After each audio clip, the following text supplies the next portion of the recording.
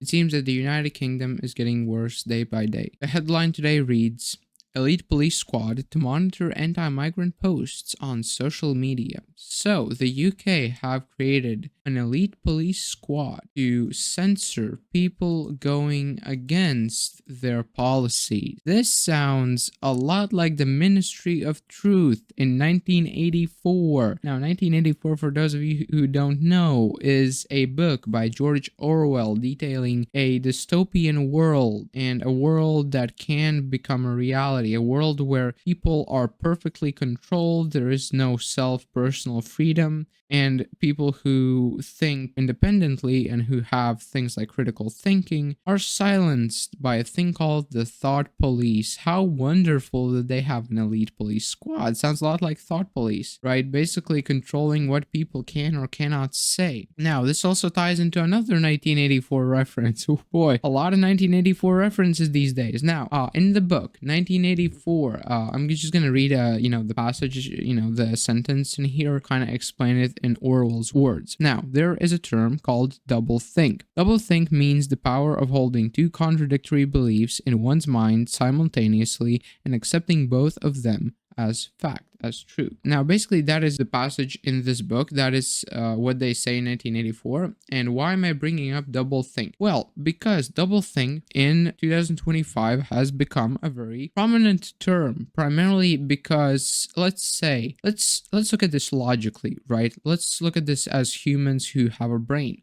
So they have an elite police squad to monitor anti-migrant posts. Now, what does it mean to have an anti-migrant post? It means that you make a post online which is in criticism of their migrant policies of illegal migration. So if you make a post on X against illegal migration, you will get censored by these people. But UK law, there is a passage that says that you have freedom of speech. Now, obviously, there's another passage that says there's also a thing called hate speech, but I don't think criticizing illegal migration is necessarily hate speech. I think hate speech is just a weapon they're using to silence people. Like, oh, you said something that is not, within our political agenda. Oh, well, that's hate speech immediately. That's just a tool that thought police use.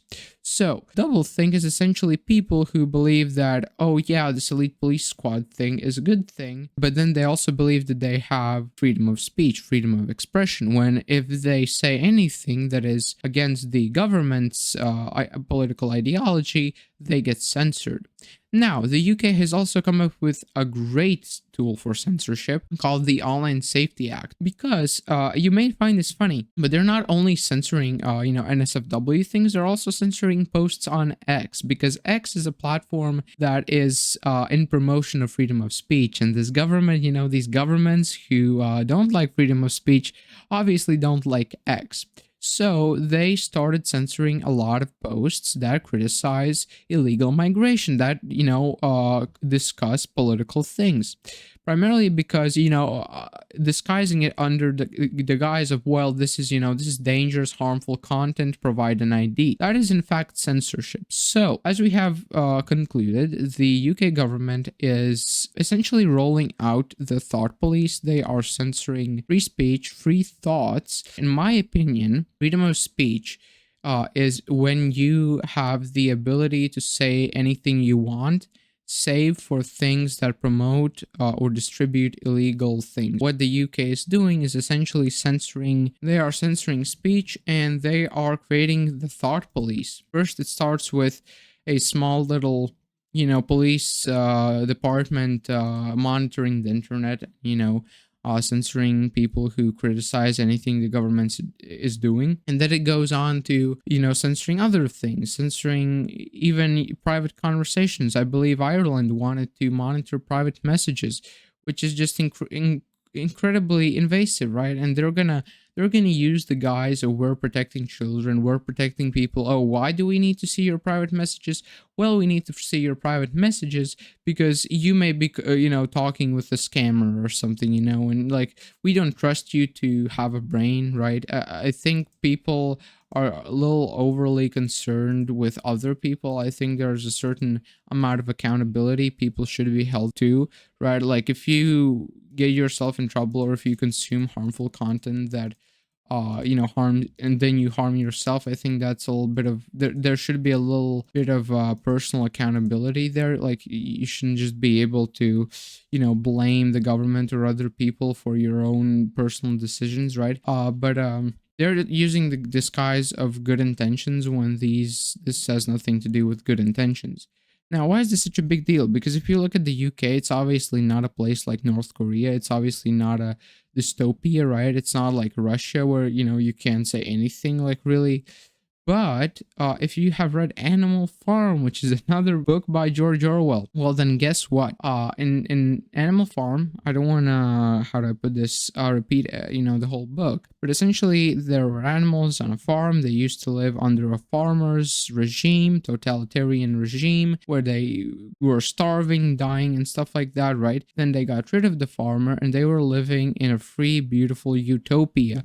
But a specific group of people labeled themselves as the government and as the rulers, and started changing their original rules that they had put as a utopia, like, oh, everybody gets food, oh well, now the pigs get food, and stuff like that. Or, well, if you say anything against this particular pig or idea, well, then you get thrown out, or or something else, right? And slowly, rule by rule, freedom by freedom, the freedom of the pig, not the pigs, the farms on the animal got taken away, and at the end they ended up where they used to be. One of the rules they had was that, like, oh, nobody sleeps in the farmer's house, nobody uses the farmer's house, right? Which because it belonged to the farmer Jones, which was like the totalitarian leader that they had, and slowly but surely the pigs started to inhabit it and sleep in it. And then at the end of the book, spoiler alert, the pigs turned into the farmer Jones that they had kicked out, and they were living back in where they started from. So I think if these actions by the government of the United Kingdom and other governments too are met with no resistance at all, like, and I understand there is a petition, but the petition, like, it's not gonna do anything. Like, I'm gonna be honest. But basically, if nobody like stands up to this, if nobody in the government starts talking about this and bringing this up, then essentially it will just continue down a very deep rabbit hole that is negative and is in no way beneficial to the proletarian society, the lower class, the middle class, and stuff like that. So yeah, so that's kind of what's been happening, right? This is not breaking news, and I think this post was in 26th of July, so actually not that new. But freedom of speech, freedom of expression is being removed slowly but surely under the guise of things like child safety and stuff like that, right? Personally, I think that this is very bad. It feels like this is suffocating because every government, every leader in the world is starting to act on this. Like, this is just slowly spreading as a nasty disease because the governments are realizing that people are just brain dead, basically, right? And that they can pull this off because George Orwell just predicted it. And this just shows that 1984 is not only a book of fiction, because in 1984 the proletarian society, which is like the 90% of the regular people, right, which are not like just regular people, right, these people, they were okay living in the society. They accepted what the party said as truth, and they did all the double think, and followed every rule. And if anybody even, stepped out of line a little bit, they got taken care of by the thought police, right? So this book just perfectly shows the kind of, not this book, but everything that's happening. It just shows you how regimes like the one in 1984 are possible and that they would work. And laws like this are the slow first steps towards a world like that, a world of censorship, a world without privacy. That's one of the things in 1984 is that nobody has privacy. Everybody has a telescreen in their room, right? And they can't get rid of it. Everybody has telescreens at their workplace. And everything that is being said, there's even the things they mutter in the sleep are being monitored. And guess what? We have telescreens everywhere. We have telescreens, like I am looking at a telescreen right now. The phone you use has a microphone. The goddamn websites you use now will require ID, so everything you do, everything you say, Websites log all of your activity. If you open up a website, go to a specific page on that website, that is being logged. The internet provider sees everything you're doing, right? Even VPNs are not foolproof because the companies keep track of what you do. Basically, if people don't fight for freedom, if people don't speak out against this, uh, this will just continue down a deep rabbit hole. If the government doesn't change, if people in the government don't change, then this will just continue happening, because the problem is not what they're doing, is that what they're doing is allowed to happen. That is the problem. And that's what is upsetting, is that it's not about like what they're doing, because obviously like what they're doing is not okay, but it is the problem that they can be stopped. Nobody can stop them. Nobody can go and say like, no. The only like real way is to start like petitions. Maybe another party. Maybe try and go into politics, and but it's really quite impossible, right? But yeah. So that's kind of my opinion on this, right? I really thought that I had been done with speaking on this topic, and I know that this is a pretty serious video that I made here, right?